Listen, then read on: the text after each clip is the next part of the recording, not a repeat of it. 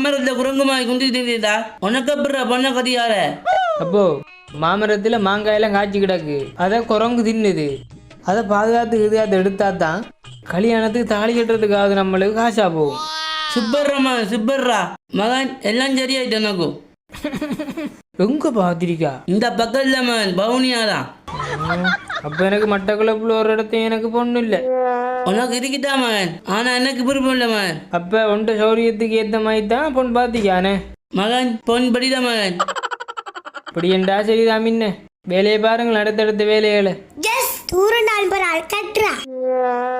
இப்போ பார்த்த பொண்ணு ஏற்றிட்டு போடுறதுக்கு மோட்டர் சைக்கிள் சும்மா பளபளன்னு இருக்கணும். வடிவா துறைச்சி வச்சா தான் அந்த மாதிரி இருக்கும்.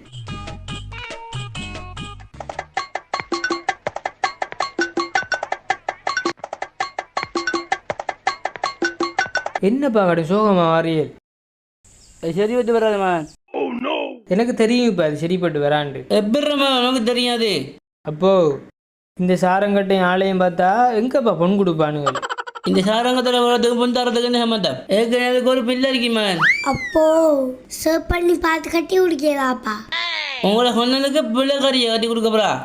டேய் உண்ட வாய முடிட்டு சும்மாரி எங்கேயாவது தள்ளி விடலான்டான் பார்க்கானே. அதே விடு இன்னொரு வாபமே.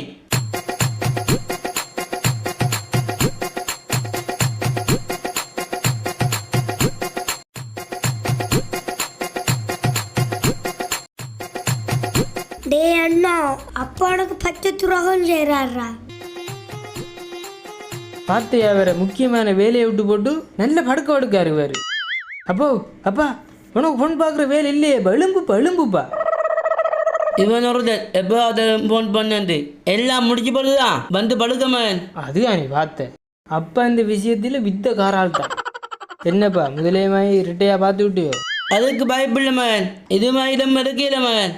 பிள்ளை இருந்தாலும் பிள்ளாதா கங்கா கட்டிதா கை நிறைய சம்பாதிக்காள்.